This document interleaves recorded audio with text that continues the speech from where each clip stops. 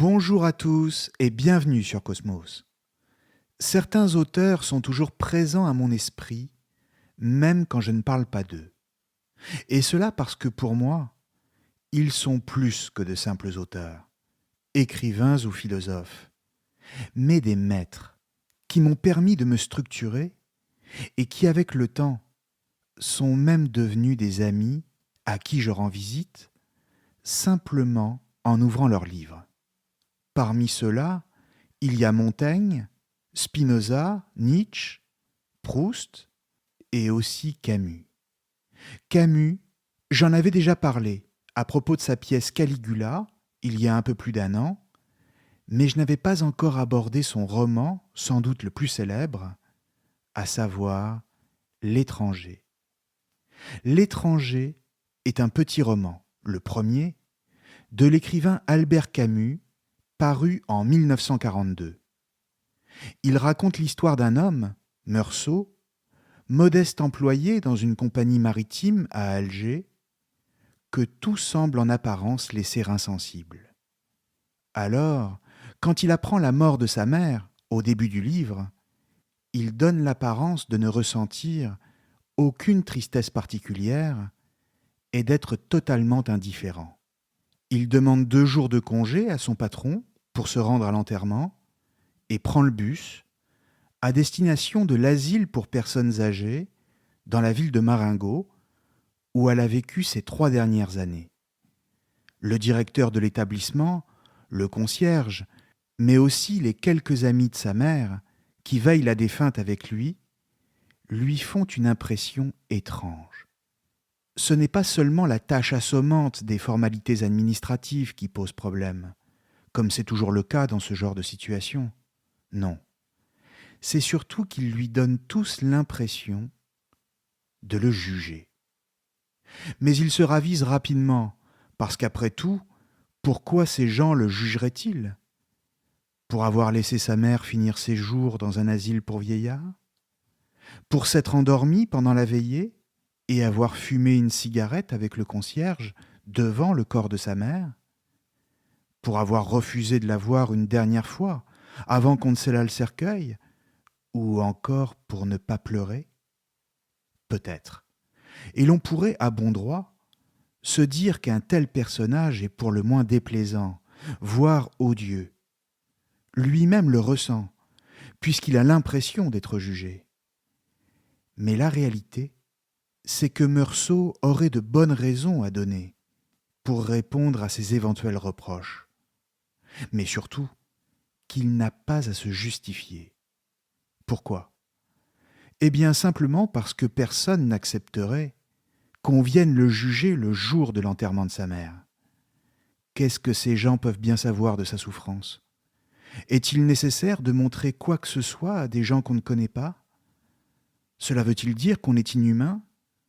Non, au contraire même, car les plus grandes tristesses sont muettes. Elles ne se donnent pas en spectacle.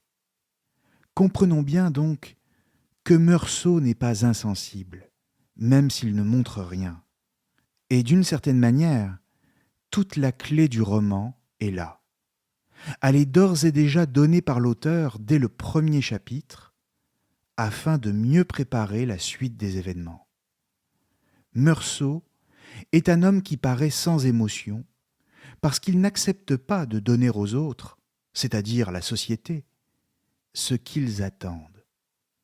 On attend de lui qu'il se comporte selon certaines conventions, à la fois sociales et morales, et donc qu'il se plie au jeu de la société pour être considéré comme respectable. On attend de lui qu'il fasse semblant, et donc qu'il mente. On doit avoir un comportement convenable, éprouver de la souffrance, et surtout le montrer. Or, Meursault ne laisse rien paraître. Il ne veut pas jouer, ce qui d'emblée fait de lui un personnage étrange, ou si vous préférez, un étranger. Il n'est pas étranger au sens d'une nationalité. Il est étranger à la société et plus largement au monde. Il en est à distance tout simplement parce qu'il refuse de coïncider avec le rôle qu'on veut lui voir jouer. En l'occurrence ici, le rôle du fils éploré.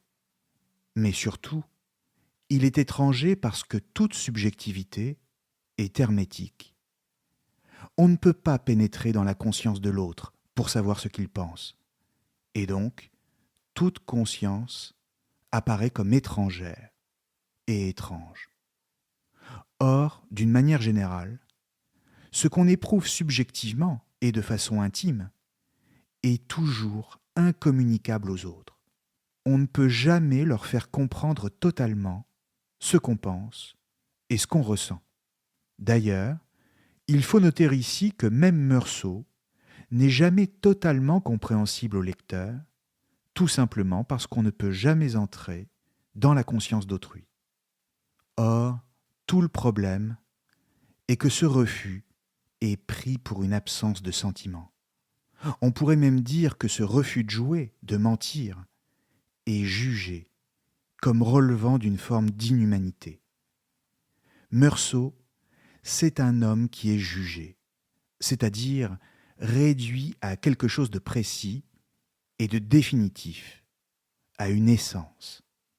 Et c'est précisément ce qui va précipiter sa chute. Pourquoi ? Pour le comprendre, il faut expliquer la suite des événements. En l'occurrence, le lendemain de l'enterrement de sa mère, Meursault profite de son congé et du week-end qui suit pour se reposer. Il décide d'aller se baigner et rencontre une ancienne dactylo de son travail, Marie Cardona. Avec elle, il goûte au plaisir simple de se réjouir de l'existence. Il fait beau et le soleil, omniprésent chez Camus, donne au corps de la vitalité ainsi qu'un teint hâlé qui les rend désirables. Le soir, ils iront voir un film comique et ensuite, ils s'aimeront toute la nuit. Bref, c'est la vie qui s'impose et qui, pareil à une vague, emporte avec elle les mauvais souvenirs de la veille. Meursault n'est pas amoureux d'elle, mais il sait saisir la vie au présent, au moment où elle s'offre à lui, sans s'encombrer d'interrogations inutiles, avec une sorte de force brute et même de puissance, dirait Spinoza. Entre lui et le monde, il n'interpose aucun discours, aucune théorie, si bien qu'il est au monde dans un rapport aussi immédiat qu'innocent. Il est l'homme d'une certaine forme d'immoralisme, au sens de Nietzsche, c'est-à-dire non pas une absence de morale, d'une immoralité, mais d'une négation de ce qu'est la morale, et donc d'un amoralisme. Cet immoralisme-là, en ce sens-là, c'est l'innocence même, car elle consiste à agir sans arrière-pensée. Meursault agit toujours sans se poser la question de la moralité ou de l'immoralité de son acte. Non pas qu'il soit un homme immoral, encore une fois, mais simplement parce que pour lui, il n'y a pas de mal à agir comme il le fait. En ce sens, le mal n'est jamais que dans le discours de celui qui juge la conduite des autres. Et l'on comprend mieux pourquoi prendre du bon temps, le lendemain même de l'enterrement de sa mère, ne fait pas de Meursault un monstre, simplement un homme qui tente sûrement d'échapper à sa douleur, ce qui est très différent. Le vrai monstre, c'est justement celui ou celle qui jugera Meursault pour une telle attitude et qui refusera de voir chez lui une souffrance véritable et à laquelle il tente de répondre en homme, c'est-à-dire comme il peut. Et pourtant, justement, on ne manquera pas de le juger. Mais c'est quelques jours après seulement que les choses vont se précipiter pour lui.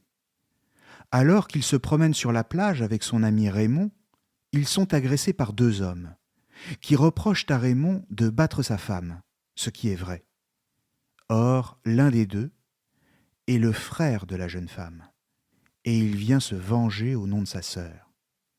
La bagarre éclate, Raymond est blessé, et alors que les assaillants se sont éloignés, Raymond confie à Meursault un revolver pour éviter d'avoir à l'utiliser. Meursault n'a aucune intention d'utiliser cette arme lui non plus, et pourtant, les circonstances vont l'y conduire. Il est toujours sur la plage, mais cette fois seul, quand il croise à nouveau l'un des deux hommes, qui se tient devant lui, à une dizaine de mètres. Le soleil, très haut dans le ciel, fait glisser sur son front d'épaisses gouttes de sueur et commence à le brûler. Il lui devient presque insupportable de se tenir à l'endroit où il se trouve. Un vertige le prend et il avance d'un pas. Face à lui, l'homme sort un couteau et Meursault, qui avait jusque-là gardé le revolver dans son veston, crispe ses doigts sur la gâchette. Le coup part, et voilà que Meursault est devenu en un instant, sans aucune explication autre que le soleil, un meurtrier. Laissons la parole à Camus ici, au moment où Meursault est face à sa victime, car la description en vaut la peine. J'ai pensé que je n'avais qu'un demi-tour à faire, et ce serait fini. Mais toute une plage vibrante de soleil se pressait derrière moi. J'ai fait quelques pas vers la source. L'Arabe n'a pas bougé. Malgré tout, il était encore assez loin. Peut-être à cause des ombres sur son visage, il avait l'air de rire. J'ai attendu. La brûlure du soleil gagnait mes joues, et j'ai senti des gouttes de sueur s'amasser dans mes sourcils. C'était le même soleil que le jour où j'avais enterré maman, et comme alors, le front surtout me faisait mal, et toutes ses veines battaient ensemble sous la peau. À cause de cette brûlure que je ne pouvais plus supporter, j'ai fait un mouvement en avant. Je savais que c'était stupide, que je ne me débarrasserais pas du soleil en me déplaçant d'un pas. Mais j'ai fait un pas, un seul pas en avant. Et cette fois, sans se soulever, l'Arabe a tiré un couteau qu'il m'a présenté dans le soleil. La lumière a giclé sur l'acier, et c'était comme une longue lame étincelante qui m'atteignait au front. Au même instant, la sueur amassée dans mes sourcils a coulé d'un coup sur les paupières et les a recouvertes d'un voile tiède et épais. Mes yeux étaient aveuglés derrière ce rideau de larmes et de sel. Je ne sentais plus que les cymbales du soleil sur mon front, et indistinctement, le glaive éclatant jaillit du couteau toujours en face de moi. Cette épée brûlante rongeait mes cils et fouillait mes yeux douloureux. C'est alors que tout a vacillé. La mer a charrié un souffle épais et ardent. Il m'a semblé que le ciel s'ouvrait sur toute son étendue pour laisser pleuvoir du feu. Tout mon être s'est tendu et j'ai crispé ma main sur le revolver. La gâchette a cédé, j'ai touché le ventre poli de la crosse et c'est là, dans le bruit à la fois sec et assourdissant, que tout a commencé. J'ai secoué la sueur et le soleil.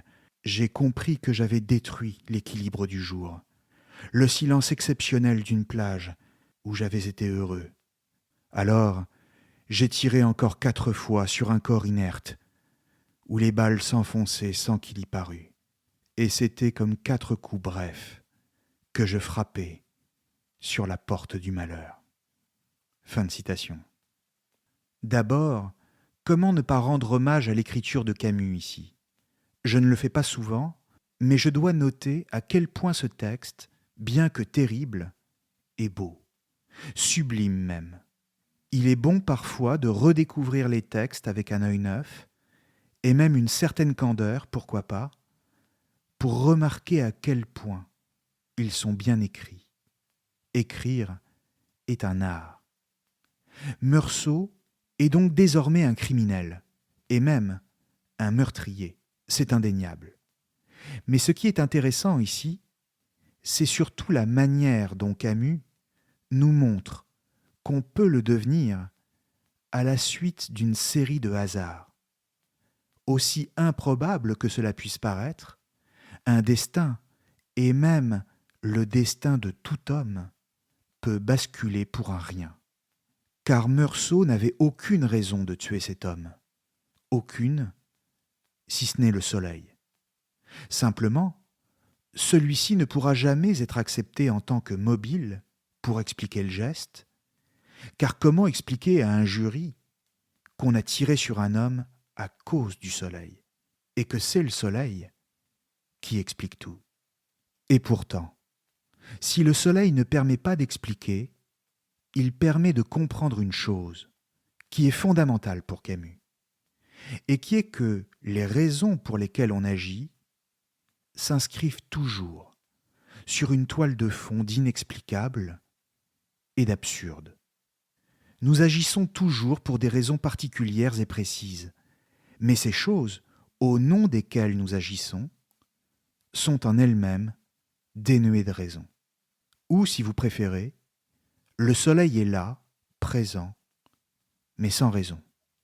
Par extension, le monde, dans sa totalité, comprenons l'ensemble des choses qui existent,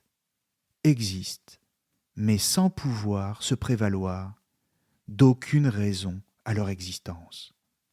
Le monde est sans raison, c'est-à-dire tout le contraire des hommes, qui, eux, sont mus par leurs facultés rationnelles, qui les poussent à rendre raison de tout, et donc à chercher à tout expliquer. Or, l'absurde réside précisément dans la rencontre, le face-à-face, pour ainsi dire, entre un monde sans raison et les hommes qui, eux, cherchent de la raison partout et tout le temps. Le silence du monde, en lui-même sans explication claire et rationnelle face aux questions humaines, fait de lui un endroit littéralement inhumain.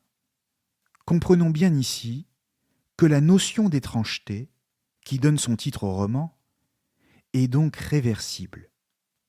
D'un côté, l'étranger, c'est Meursault, comme je le disais tout à l'heure. Mais d'un autre côté, l'étranger, c'est aussi le monde lui-même. Et même si nous tentons de l'organiser, afin de le rendre vivable pour nous, il n'en garde pas moins une étrangeté indépassable et irréductible. Et en un sens, tant mieux, car son étrangeté est aussi le fondement de son intérêt, voire de la beauté qu'il nous fait ressentir ou de l'effroi qu'il provoque en nous. Si le monde n'était pas étrange, et si nous-mêmes, nous n'étions pas étrangers au monde, alors nous ne serions plus que des machines, de simples robots qui vivraient de façon mécanique dans un monde qui ne serait que connaissable. Et ainsi, le désir, le rêve et même l'amour n'existeraient plus. Ou si vous préférez, il faut une part d'étranger et donc d'étrange pour que l'amour soit possible. Ce monde de robots, marqué par la répétition mécanique du même, peut donner l'impression, dit comme ça, d'un scénario de science-fiction. Et pourtant, c'est exactement le monde auquel est confronté le personnage de Meursault, et disons-le souvent, le nôtre. Pourquoi ? Pour répondre à cette question, il suffit de faire une petite expérience de pensée, très simple. Il suffit d'imaginer celui ou celle qui se lève tous les matins pour aller travailler, qui emprunte le même trajet, fait les mêmes gestes, prononce les mêmes paroles, ou presque, et accomplit les mêmes tâches. Tout dans son attitude est chaque jour identique à la veille et sera pareil le lendemain. Simplement, un jour ou l'autre, certains se posent la question du sens, c'est-à-dire pourquoi vivre de cette façon ? Est-ce là tout ce qu'il y a à espérer d'une vie humaine, et même de ma vie à moi ? Le résultat, c'est que quand on choisit une voie différente, ou quand on agit de façon inattendue, alors on vous juge. Et même, on vous prend pour un fou. Or, face à l'absurde et la répétition du quotidien, il arrive un moment où tout s'effondre. Tout ce en quoi on croyait. La légitimité d'une telle vie est remise en question, et les justifications qu'on se donnait jusque-là, presque sans y penser, et que l'on croyait évidentes, s'effacent. Payer les traites de la maison, par exemple, n'est plus une raison suffisante pour continuer. Alors, il se produit une sorte de basculement dans lequel la mécanique du monde, implacable mais sans justification, nous apparaît comme étrangère et, pour le dire en un mot, absurde. À ce moment, rien n'a plus d'importance. Tout ce qui arrive nous apparaît comme contingent et sans fondement. Or, dans le roman, c'est exactement la situation dans laquelle se trouve Meursault. Son travail, la routine de l'existence, les gens qu'il fréquente et ce qui peut leur arriver s'inscrivent à ses yeux sur la toile de fond d'une absence totale de sens. Et la raison pour laquelle Meursault est jugé, ce n'est pas tant parce qu'il a tué, mais plutôt parce que lui assume le non-sens du monde face à d'autres qui font tout pour se le cacher. Encore une fois, et comme je le disais tout à l'heure, il ne fait que dire la vérité et refuse de mentir ou de jouer un rôle. Mais c'est une attitude qui ne va qu'aggraver ses ennuis. C'est ainsi, par exemple, qu'après son arrestation, Meursault va être présenté à un juge d'instruction et incarcéré dans l'attente de son procès. D'emblée, son avocat le prévient que les juges ont eu connaissance du fait qu'il n'a pas pleuré au moment de l'enterrement de sa mère, et que cela risque de lui porter préjudice, car il va passer pour un monstre insensible. L'avocat lui demande s'il a eu de la peine ce jour-là. Alors, Meursault répond la vérité de ce qu'il pense, c'est-à-dire qu'il aimait bien sa mère, mais qu'au fond, tout homme a pu un jour souhaiter la mort de ses proches, pour une raison ou pour une autre, ne serait-ce qu'un bref instant. L'avocat lui dit alors qu'il faudra changer cette réponse devant le juge, parce qu'il sait très bien que ce n'est pas une chose à dire devant un jury, ce que Meursault refuse, car encore une fois, il ne veut pas mentir. Arrêtons-nous un instant ici pour écouter le dialogue qu'il a avec son avocat. Il s'est assis sur le lit et m'a expliqué qu'on avait pris des renseignements sur ma vie privée. On avait su que ma mère était morte récemment à l'asile. On avait alors fait une enquête à Marengo. Les instructeurs avaient appris que j'avais fait preuve d'insensibilité le jour de l'enterrement de maman. Vous comprenez, m'a dit mon avocat, cela me gêne un peu de vous demander cela, mais c'est très important. Et ce sera un gros argument pour l'accusation si je ne trouve rien à répondre. Il voulait que je l'aide. Il m'a demandé si j'avais eu de la peine ce jour-là. Cette question m'a beaucoup étonné, et il me semblait que j'aurais été très gêné si j'avais eu à la poser. J'ai répondu, cependant, que j'avais un peu perdu l'habitude de m'interroger, et qu'il m'était difficile de le renseigner. Sans doute, j'aimais bien maman, mais cela ne voulait rien dire. Tous les êtres sains avaient plus ou moins souhaité la mort de ceux qu'ils aimaient. Ici, l'avocat m'a coupé, et a paru très agité. Il m'a fait promettre de ne pas dire cela à l'audience, ni chez le magistrat instructeur. Cependant, je lui ai expliqué que j'avais une nature telle que mes besoins physiques dérangeaient souvent mes sentiments. Le jour où j'avais enterré maman, j'étais très fatigué et j'avais sommeil, de sorte que je ne me suis pas rendu compte de ce qui se passait. Ce que je pouvais dire, à coup sûr, c'est que j'aurais préféré que maman ne mourût pas. Mais mon avocat n'avait pas l'air content. Il m'a dit « Ceci n'est pas assez ». Il a réfléchi, il m'a demandé s'il pouvait dire que ce jour-là, j'avais dominé mes sentiments naturels. Je lui ai dit non, parce que c'est faux. Il m'a regardé d'une façon bizarre, comme si je lui inspirais un peu de dégoût. Fin de citation. On voit que l'avocat éprouve du dégoût. Il est dégoûté devant un homme qui dit la vérité.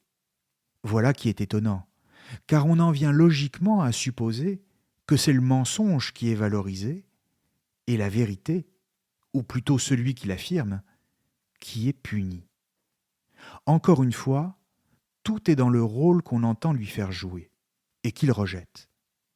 car la vérité, c'est qu'il ne correspond à aucun rôle, sinon évidemment à celui du meurtrier, ce qui est un fait, mais ce qui n'est pas une identité.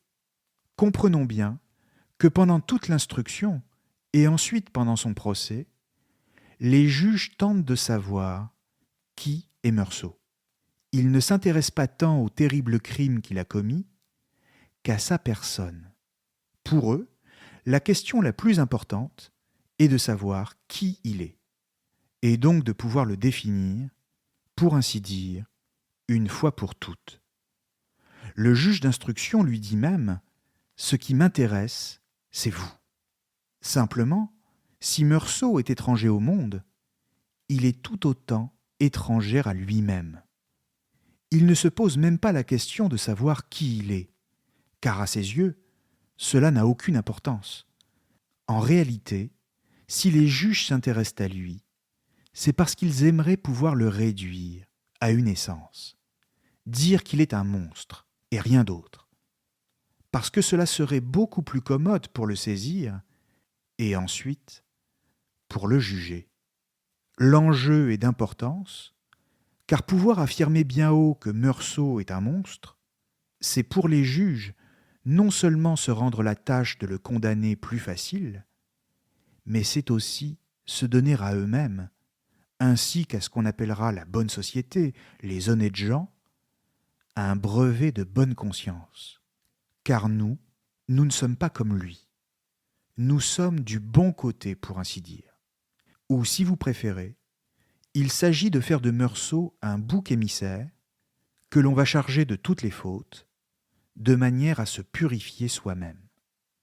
Pendant le procès, le procureur ira même jusqu'à reprocher à Meursault toutes sortes de choses avec lesquelles il n'a strictement rien à voir, faisant de lui un véritable bouc émissaire, ce qui n'est pas sans nous rappeler la fameuse théorie du philosophe et anthropologue français René Girard dans son livre « Le bouc émissaire » paru en 1982. Rappelons rapidement de quoi il s'agit. René Girard est un penseur de la violence. Il se demande si les sociétés humaines sont condamnées à reproduire une violence inéluctable et dont elles ne pourraient jamais sortir. Pour le dire très simplement, selon lui, les hommes sont violents parce qu'ils éprouvent du désir pour les mêmes objets.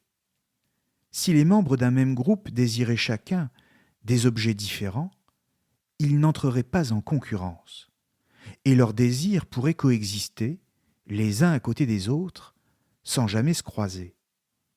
Mais comme ils désirent tous les mêmes choses, notamment les richesses et les femmes, alors ils deviennent violents. C'est ainsi que se pose rapidement la question de la survie du groupe. Car il faut à tout prix éviter un massacre collectif et une disparition totale des hommes. Alors que vont-ils faire ? Ils vont choisir, parmi tous les hommes du groupe, celui qui est le plus petit, le plus faible, le moins intelligent, ou le plus laid, ou de préférence, un individu qui cumulera toutes ces caractéristiques. Un handicapé, physique ou mental, serait même privilégié. Bref, ils prennent celui qui aura le plus de peine à se défendre. Et ils le chargent de tous leurs griefs, le rendent responsable de tout. Il devient le coupable de tous les crimes, le responsable de tous les maux de la société. Et ensuite, il le rejette et il l'envoie seul dans le désert où, livré à lui-même, il ne pourra que mourir dans des conditions inhumaines. L'enjeu, c'est de faire cesser la violence pour l'ensemble du groupe en la concentrant sur un unique individu afin de purger toutes les haines et les ressentiments de la société et que le calme revienne au plus vite, du moins jusqu'à la prochaine fois. Le souvenir de celui qui a subi la haine collective est alors entretenu et sa figure est élevée au rang de divinité, ce qui donne naissance au culte de celui qui a été exclu et ce qui explique la naissance des religions selon René Girard. Tant que ce culte est respecté, alors la paix règne au sein du groupe, c'est-à-dire au sein d'une société donnée. Le phénomène du bouc émissaire, son mécanisme, est donc assez simple. Prendre un innocent et en faire le coupable de tout. On en fait un monstre dont il faut se débarrasser. Bien sûr, dans le roman, Meursault, lui, est bien coupable du meurtre dont on l'accuse. Mais comme je le disais tout à l'heure, sa responsabilité est liée à des circonstances qui lui échappent totalement, notamment le soleil, ce dont il est innocent. De même, s'il n'a pas pleuré à l'enterrement de sa mère, c'est tout simplement parce qu'il était fatigué et qu'il n'avait pas encore pris conscience que sa mère était morte. Autrement dit, encore une fois, il n'est pas un monstre, mais plutôt un homme ordinaire, pris dans une série de hasards qui le dépassent, ou qui subit des états physiques précis qui le font agir d'une certaine manière, mais dont il ne peut que difficilement rendre compte sans être pris pour un fou. Simplement, la réalité face à lui, c'est qu'il est jugé par d'autres hommes qui sont bien plus monstrueux que lui. Pourquoi bien plus monstrueux ? Parce que, comme dans la théorie du bouc émissaire de René Girard, ces juges lui reprochent des choses qui n'ont strictement rien à voir avec ce pourquoi il est jugé, ce qu'ils savent pertinemment, mais ils en profitent néanmoins pour le faire condamner. Ils lui reprochent non seulement de ne pas avoir pleuré à l'enterrement de sa mère, de s'être livré à la débauche avec Marie Cardona le lendemain, mais aussi, chose incroyable, d'être responsable d'un autre crime qui doit passer devant le tribunal après son procès à lui. Expliquons cela pour être tout à fait précis. Pendant son procès, on explique à Meursault que son affaire sera vite jugée, car l'attention du tribunal est en ce moment tout entière portée sur une autre affaire, un parricide, lequel suscite une vive émotion au sein de l'opinion publique et qui doit passer devant la cour juste après Meursault. Or, au cours de son réquisitoire, le procureur n'hésite pas à comparer les deux affaires en affirmant que celui qui enterre sa mère sans pleurer prépare la main de celui qui tue son propre père. C'est une déclaration absurde, puisque les deux affaires n'ont rien à voir, et que cette autre affaire ne concerne pas Meursault, mais peu importe pour le procureur, qui le charge de façon éhontée et totalement disproportionnée. Donnons la parole au procureur ici, car il faut entendre l'absurdité de ce qu'il dit. Cette même cour, messieurs, va juger demain le plus abominable des forfaits, le meurtre d'un père. Selon lui, l'imagination reculait devant cet atroce attentat. Il osait espérer que la justice des hommes punirait sans faiblesse, mais il ne craignait pas de le dire. L'horreur que lui inspirait ce crime le cédait presque à celle qu'il ressentait devant mon insensibilité. Toujours selon lui, un homme qui tuait moralement sa mère se retranchait de la société des hommes au même titre que celui qui portait une main meurtrière sur l'auteur de ses jours. Dans tous les cas, le premier préparait les actes du second. Il les annonçait en quelque sorte, et il les légitimait. « J'en suis persuadé, messieurs », a-t-il ajouté en élevant la voix. « Vous ne trouverez pas ma pensée trop audacieuse si je dis que l'homme qui est assis sur ce banc est coupable aussi du meurtre que cette cour devra juger demain. Il doit être puni en conséquence. » Fin de citation. On vient d'entendre le procureur. Meursault serait coupable de tout, y compris de ce qu'il n'a pas fait. Bien sûr, Meursault a tué un homme, mais alors, encore faut-il le juger pour ce qu'il a fait, pour rien d'autre, et surtout pas pour ce dont on a l'impression qu'il est. Tout le problème ici est encore et toujours l'impossibilité de connaître totalement autrui, du fait même que sa subjectivité, ce qu'il pense, ce qu'il ressent, nous échappera toujours. L'autre sera toujours un étranger du point de vue métaphysique et même un mystère. Car enfin, ce qu'est Meursault réellement, nul ne le saura jamais. En somme, c'est précisément parce qu'il est tellement étranger qu'il doit être puni. Son personnage endosse donc bien ici le rôle du bouc émissaire, c'est-à-dire d'un coupable absolu. Bouc émissaire il l'est, puisqu'on lui reproche tout et qu'on le désigne comme l'étranger au genre humain. Et cette culpabilité, qu'il doit maintenant porter jusqu'au bout comme une croix, le fait en ce sens ressembler au Christ. Meursault, dans la mesure où il est un bouc émissaire, est une figure christique.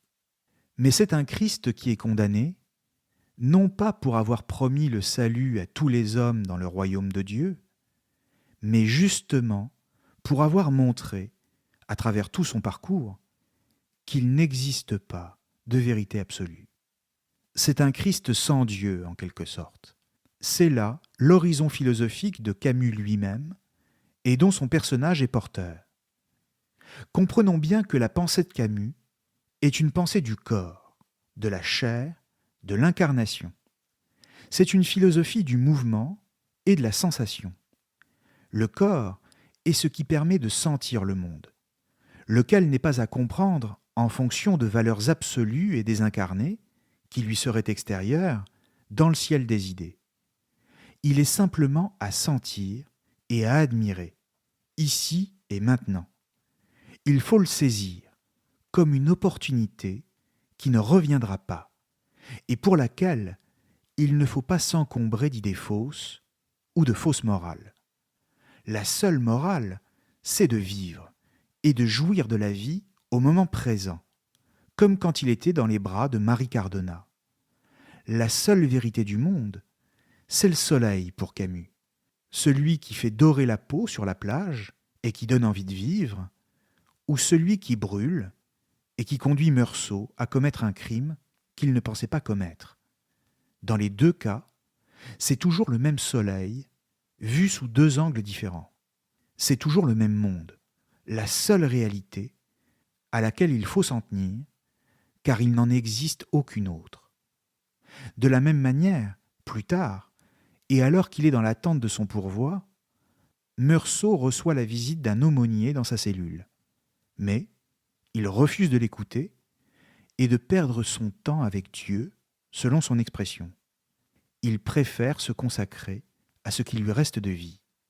Il exprime, avec colère d'ailleurs, comme s'il lui venait du corps et même des tripes, son amour profond pour la vie terrestre et son attachement à tout ce qu'elle pouvait lui offrir. Même condamné, il continue à respirer, à vivre, à exister. De la même manière qu'il est un coupable innocent, il est pleinement vivant alors qu'il est condamné à mort. À l'inverse, ceux qui l'ont jugé, même s'ils vont continuer à vivre, sont d'une certaine manière déjà morts. Ils sont déjà morts parce qu'ils ne goûtent pas à la vie, comme lui peut la goûter. Quiconque entend tout justifier se met à distance de la vie, comme s'il cherchait à la mettre en boîte et à lui coller une étiquette dessus. Camus est en ce sens un penseur nietzschéen, c'est-à-dire non pas un penseur du sens de la vie, mais un penseur de la vie elle-même. C'est un penseur au sens des Grecs, et même au sens des présocratiques. Que nous importe que la vie ait un sens, et même qu'elle relève de prétendues valeurs, éternelles et absolues, quand la seule chose qui compte est de la saisir ici et maintenant, à travers ce qu'elle nous offre. Que nous importe des vérités éternelles, si elles ne nous permettent pas de sentir, comme Meursault, le corps de la délicieuse Marie Cardona contre soi, et de cueillir la merveilleuse sensualité de la terre et de ses fruits. Si la vérité du monde est à ce prix, alors, à quoi bon? En réalité, l'étranger laisse déjà entrevoir ce que Camus affirme réellement dans la totalité de son projet littéraire et qu'il n'aura pas le temps de terminer, c'est-à-dire l'amour de la vie, de la terre et du présent, l'amour du soleil, de sa chaleur et même des brûlures qu'il inflige, et l'amour, enfin, de l'étranger qu'est Meursault pour ses juges, comme de l'étranger qu'il est à lui-même, et cela, malgré, pour reprendre les mots mêmes de Camus, la douce indifférence du monde. Merci à tous et à très bientôt sur Cosmos.